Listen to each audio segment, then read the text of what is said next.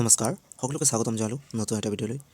বিদ্যাৰ্থীসকল, এইটো ভিডিঅ'ত আমি আলোচনা কৰিম অসমীয়া সাহিত্যৰ লগত জড়িত 25টা অতি গুৰুত্বপূৰ্ণ প্ৰশ্নোত্তৰ। গতিকে ভিডিঅ'টো শেষলৈকে চাই থাকিব আৰু আপোনালোকে 25টাৰ মাজত আপোনালোকৰ স্ক'ৰ কমেণ্ট কৰি নিশ্চয় জনাব। ব'লা আজিৰ এই ভিডিঅ'টো আৰম্ভ কৰোঁ। আজিৰ প্ৰথম কুৱেশ্যনটো হ'ল, জোনাকী কাকতৰ প্ৰথম সম্পাদক কোন আছিল?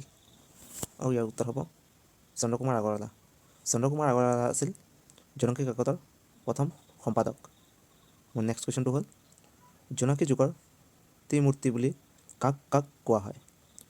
আৰু ইয়াৰ উত্তৰ হ'ব চন্দ্ৰকুমাৰ আগৰৱালা, লক্ষ্মীনাথ বেজবৰুৱা আৰু হেমচন্দ্ৰ গোস্বামী। এই তিনিজন ব্যক্তিক ত্ৰিমূৰ্তি বুলি কোৱা হয়। চন্দ্ৰকুমাৰ আগৰৱালা, লক্ষ্মীনাথ বেজবৰুৱা আৰু হেমচন্দ্ৰ গোস্বামীক ত্ৰিমূৰ্তিৰ নামে জনা যায়। আমাৰ নেক্সট কুৱেশ্যনটো হ'ল, বিজুলী কাকতখন কোন চনত প্ৰকাশ পাইছিল? আৰু ইয়াৰ উত্তৰ হ'ব 1890 চনত বিজুলী কাকতখন প্ৰকাশ পাইছিল। নেক্সট কুৱেশ্যনটো হ'ল, বিজুলী কাকতৰ প্ৰথম সম্পাদক কোন আছিল? আৰু ইয়াৰ উত্তৰ হ'ব কৃষ্ণপ্ৰসাদ দুৱৰা। কৃষ্ণপ্ৰসাদ দুৱৰা আছিল বিজুলী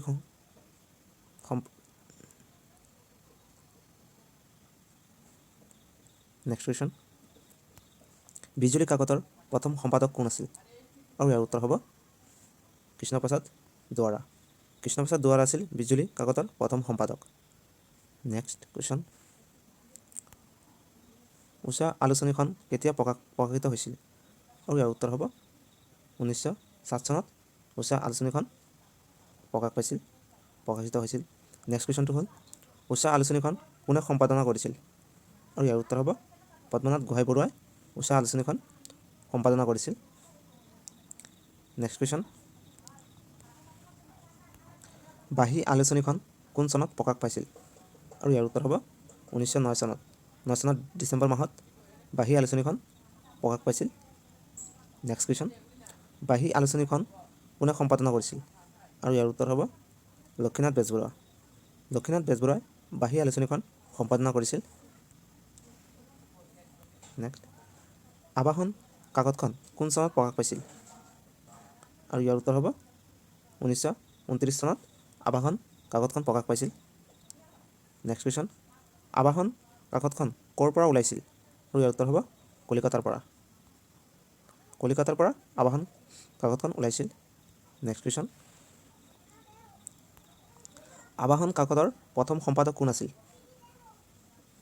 আৰু ইয়াৰ উত্তৰ হ'ব দীননাথ শৰ্মা। দীননাথ শৰ্মা আছিল আৱাহন কাকতৰ প্ৰথম সম্পাদক। নেক্সট কুৱেশ্যনটো হ'ল, আৱাহন কাকতৰ পৃষ্ঠপোষকতা কোনে কৰিছিল?